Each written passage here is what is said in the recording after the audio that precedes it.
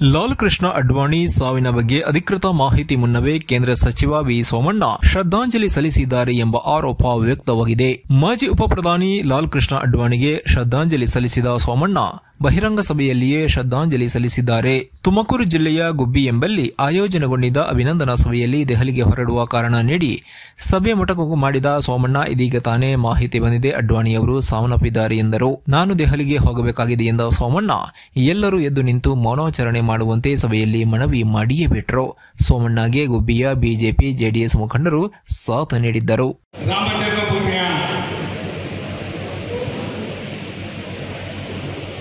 ಹೋರಾಟದಲ್ಲಿ ಇಡೀ ಭಾರತ ದೇಶದ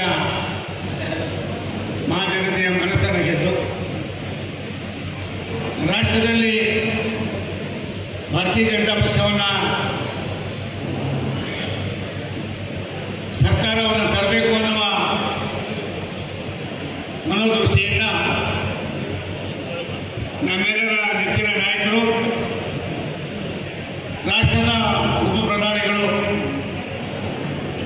ಹಿರಿಯರಾಗಿದ್ದಂಥ ಸನ್ಮಾನ್ಯ ಎಚ್ ಕೆ ಅಡ್ವಾಣಿ ಸಾಹೇಬರು ಇದೀಗ ತಾನೇ ಯಾರು ಹೇಳಿದ್ದು, ಲಿಂಗಪ್ಪನವರು ಹೇಳಿದ್ರು, ಅವರು ಸರಿ ಇದೆ ನೋಡಿಕೊಂಡು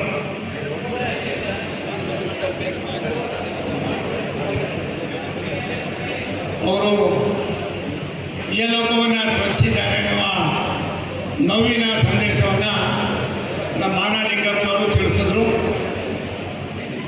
ಒಂದು, ಈ ದೇಶಕ್ಕೆ ಭವಿಷ್ಯ ಇದೆ, ದೇಶದ ಇತಿಹಾಸದಲ್ಲಿ ಭವ್ಯ ಭಾರತದ ಭವಿಷ್ಯವನ್ನು ಬರೀತಕ್ಕಂಥದಕ್ಕೆ ನಮ್ಮೆಲ್ಲರ ನಾಯಕರು, ರಾಷ್ಟ್ರದ ಪ್ರಧಾನಿಗಳಾದ ನರೇಂದ್ರ ಮೋದಿಯವರನ್ನು ತಾವೇ ಸ್ವತಃ ಗುಜರಾತಿನ ಮುಖ್ಯಮಂತ್ರಿಯಾಗಿ ಮಾಡಿ 3 ಬಾರಿ ಪ್ರಧಾನಿಯಾಗಿ 3 ಬಾರಿ ಮುಖ್ಯಮಂತ್ರಿಯಾಗಿ ದೇಶ ಮುಖ್ಯನೇ ವಿನ ನಾವ್ಯಾರೂ ಅಲ್ಲ ಅನ್ನೋದನ್ನು ಹೇಳಿ ದಿವಂಗತ ವಾಜಪೇಯಿ ಅವರ ಸಂಪುಟದಲ್ಲಿ ಉಪಪ್ರಧಾನಿಗಳಾಗಿ ಕೆಲಸ ಮಾಡಿರ್ತಕ್ಕಂಥ ನಮ್ಮೆಲ್ಲರ ಧೀಮಂತ ನಾಯಕರು, ವಿಶ್ವದ ಭೂಪಟದಲ್ಲಿ ಭಾರತೀಯರ ಸ್ವಾಭಿಮಾನವನ್ನು, ಭಾರತೀಯರ ಇತಿಹಾಸವನ್ನು, ಭಾರತೀಯರ ಸಾಂಸ್ಕೃತಿಕ ಚಟುವಟಿಕೆಯನ್ನು ಈ ದೇಶದ ಎಲ್ಲರ ಬಗ್ಗೆಯೂ ಕೂಡ ಕನ್ಸರ್ನ್ ಆಗಿದ್ದಂಥ ಅಡ್ವಾಣಿ ಸಾಹೇಬರು ಇವತ್ತು ಮುಂದೆ ಇಲ್ಲ. ಅವರ ಅಗಲಿಕೆಯಿಂದ ನಾವೆಲ್ಲರೂ ಕೂಡ ಒಬ್ಬ ಮಹಾನ್ ನಾಯಕನನ್ನ, ವಿಶ್ವ ನಾಯಕನನ್ನ, ನಮ್ಮ ಪಕ್ಷದ ನೇತಾರರನ್ನ, ಭವಿಷ್ಯದ ಭಾರತದ ನೇತಾರರನ್ನ ನಾವು ಕಳ್ಕೊಂಡಿದ್ದೇವೆ.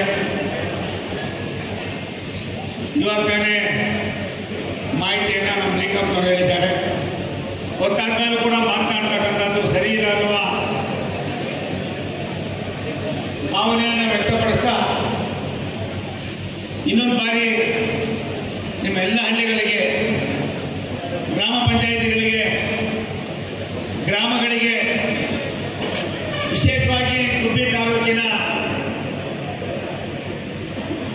26,000 ಮತಗಳನ್ನು ಹೆಚ್ಚಿಗೆ ಕೊಟ್ಟು